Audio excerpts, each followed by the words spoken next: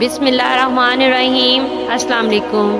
آج میں آپ کو حضرت عمر رضی اللہ تعالیٰ عنہ کا ایک واقعہ سناتی ہوں۔ حضرت عمر رضی اللہ تعالیٰ عنہ کی خدمت میں ایک مرتبہ بحرین سے مشک آیا۔ ارشاد فرمایا کوئی اس کو تول کر مسلمانوں میں تقسیم کر دیتا۔ آپ رضی اللہ تعالیٰ عنہ کی اہلیہ حضرت عاتکہ رضی اللہ تعالیٰ عنہ نے عرض کیا میں تول دوں گی۔ آپ رضی اللہ تعالیٰ عنہ نے سن کر خاموشی اختیار کی۔ تھوڑی دیر میں پھر یہی ارشاد فرمایا کہ کوئی اس کو تول دیتا تاکہ میں تقسیم کر دیتا۔ آپ کی اہلیہ نے پھر یہی عرض کیا۔ آپ نے سکوت فرمایا۔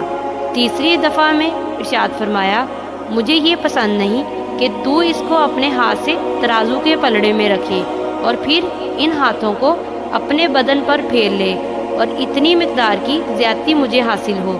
یہ کمال احتیاط تھی اور آپ اپنے آپ کو محل تہمت سے بچانا، ورنہ جو بھی تولے گا اس کے ہاتھ تو لگیں گے ہی۔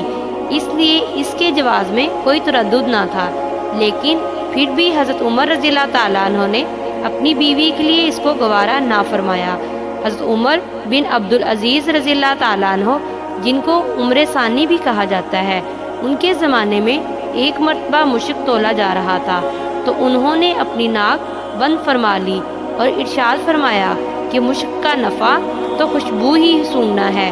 یہ ہے احتیاط ان صحابہ رضی اللہ تعالیٰ عنہ کی اور تابعین کی اور ہمارے بڑوں کی، پیشواؤں کی۔ امید ہے کہ آج کی ویڈیو آپ کو پسند آئی ہوگی۔ ویڈیو پسند آئی ہو تو ویڈیو کو لائک اور شیئر ضرور کریں اور بیل آئیکن ضرور پریس کریں تاکہ ہر نئی آنے والی ویڈیو کا نوٹیفیکیشن آپ کو بر وقت مل سکے۔